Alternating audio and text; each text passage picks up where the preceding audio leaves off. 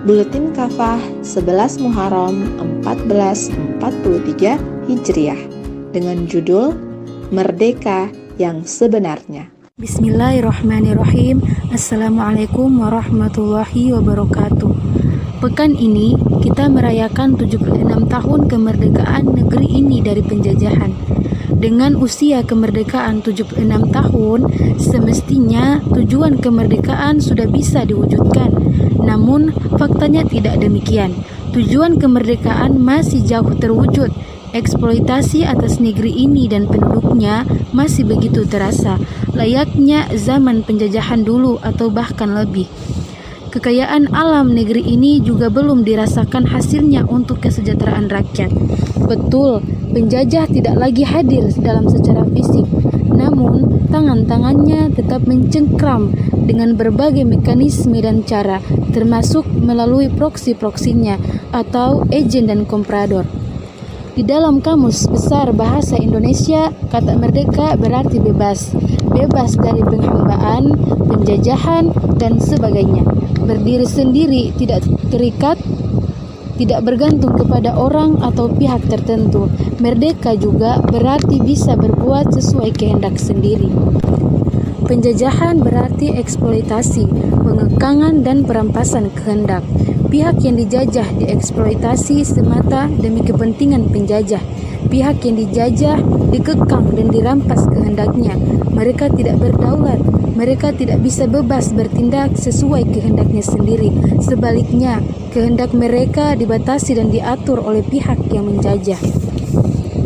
Dengan demikian, merdeka maknanya adalah ketika kehendak tidak dikekang oleh bangsa lain atau sesama manusia lainnya. Merdeka itu ketika keputusan dan tindakan tidak ditentukan dan dikendalikan oleh pihak lain, baik bangsa, individu, atau sekelompok individu. Merdeka itu ketika kekayaan dan potensi yang kita miliki sepenuhnya digunakan untuk kepentingan, kesejahteraan, dan kemakmuran kita. Islam diturunkan dengan membawa misi kemerdekaan umat manusia dalam makna yang paling jauh, yakni memerdekakan umat manusia dari penghambaan kepada sesama manusia dan dari segala bentuk penghambaan kepada selain Allah Subhanahu wa taala.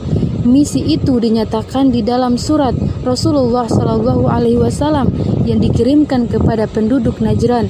Di antara isinya berbunyi, "Amma ba'du fa inni ad'ukum ila ibadatillahi min ibadatil ibadi wa ad'ukum ila wilayatillahi min wilayatil ibadi."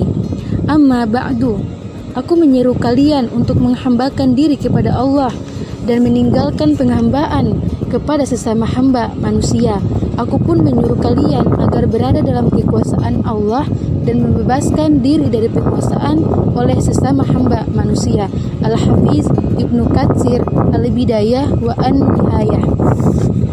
Misi Islam mewujudkan kemerdekaan untuk seluruh umat manusia itu juga terungkap kuat dalam dialog Jenderal Persia Rustum dengan Rabi' Amir yang diutus oleh Panglima Sa'ad bin Abi Waqqas radhiyallahu anhu setelah Mughirah bin Syubah pada perang Qadisiyah untuk membebaskan Persia.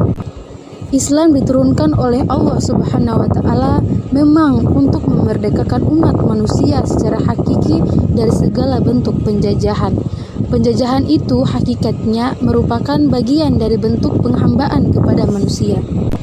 Allah Subhanahu wa taala melukiskan penghambaan ini dalam firman-Nya, Bismillahirrahmanirrahim, "Ittakhazu ahbarahum wa ruhbanahum arbaban min dunillahi."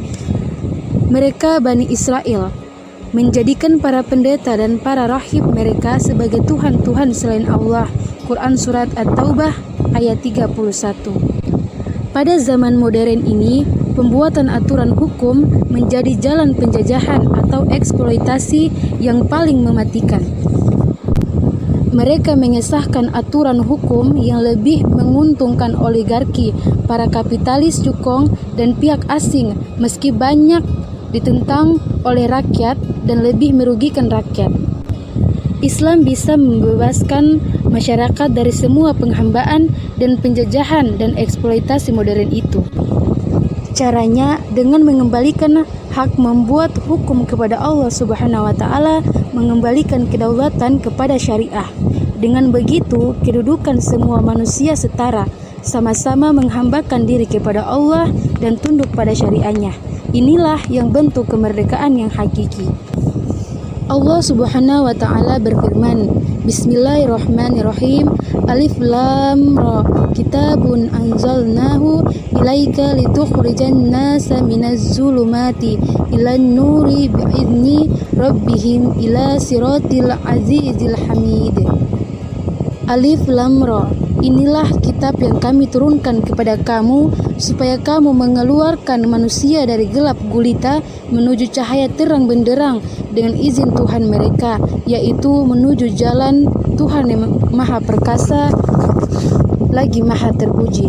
Quran Surat Ibrahim ayat 1. Firman Allah Subhanahu wa taala ini terbukti dalam sejarah Islam dan umat Islam ketika kemerdekaan hakiki terwujud melalui Islam dengan jalan penerapan syariah Islam secara menyeluruh di tengah masyarakat. Kehidupan terang benderang pun terwujud.